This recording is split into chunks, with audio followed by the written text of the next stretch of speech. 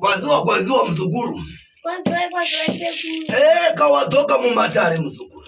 Ndadzoka sekuru. Wakanoitala ndakakurevedzaka. Ndakanoita seizvozvo. Zvinopfuma wairingaya waichema mzukuru. Kana ndakakurevera ndikati usachema mzukuru, zvichafamba zvakanaka. Sekuru. Ukati unoda yemhirika mzukuru ndiyo yandakupira kai mzukuru. Ndiyo yandouya nayo yemhiri sekuru. Indeka ndiko kudya uchigutaka uchipembera wochengetawo madzinza nemadzinza. Sekuru ndauya nayo. Une chokuchema kana chokunyunyuta ipapa.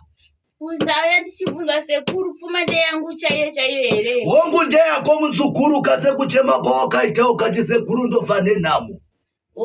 Saka ndati sekuru pfuma indishandise here. Hongu muzukuru, uchangobva pano uchanoshambwa kuko. Kana uchinge washambwa wokurungirwe zvibota zvekuti utsige chipfuva. Uri kuzvizwa muzukuru? Kana uchinge watsiga chipfuva wotakura zvako pfuma woenda wonopembera.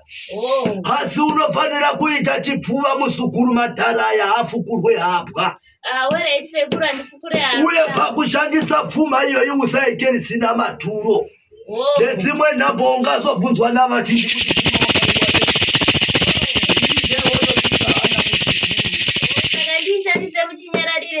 inde muzukuru, uchingotora pashoma pashoma uchiita raunoda kuita muzukuru.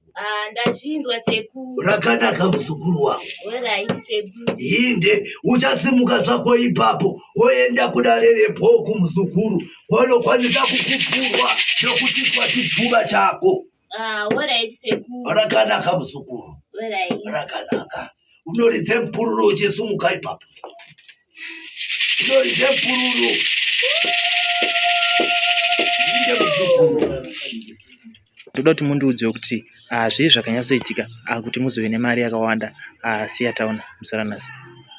Zvakaitika ndezvekuti inini ndaimboshanda muno muZimbabwe, ndikamboenda kuSouth, ndikadzoka zvinhu zvaa zvakaoma, zvichindiomera, upenyu hwangu huchindiomera, huchindiremera.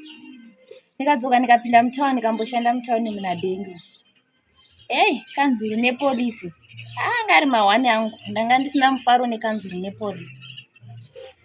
Saka ndakazobvawo ndaitawo shamwari yangu yandaiwirirana nayo, yandaitamba nayo, yandainzwanana nayo. Ndobva ndaiudza kuti wangu inini yatambudzika nekanzuru nepolisi. Ndazama zvese, ndikuona zvinhu zviri kundirambira, upenyu huri kundirwadza. Shamwari yangu yobva yanondiratidza kwasekuru, ikati ndikuratidze kwasekuru. Ndobva ndaenda kuna sekuru. Sekuru wobva anondipa zvawakandipa. Ndobva ndateedzera senzira yangu andiudza kuti shandisa mune zvakanaka. Ndobva ndateedzera, ndobva ndaenda South. Pandakaendawo South, ndakaona upenyu hwangu huchichinja. Ende iko zvinezvi ndane mari yakunakidza.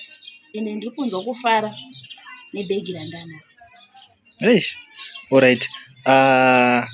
Asi hamusi kunzwa kutya here nekuti mari inenge yakati wandei? Kutya handisi kutya, because chekutya handina. Nekuti life yangu yachinja, matambudzikiro andaiita iko zvinezvi handitambudziki. Ndakwanisawo kana kuyopawo dzimwe hama dzangu. Alright.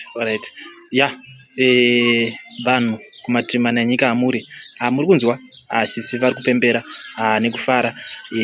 Apa rapture isinokwanira, hamusi makuda kutotenga rapture era? Aiwa, kana ndotokwanisa kana kutotenga kana kutosumudza sisi vari kufara. Muri Zimbabwe ndo nyaya yatanga tinayo musi ranhasi. Ndisangane muzvikamu zvinotera. Much love.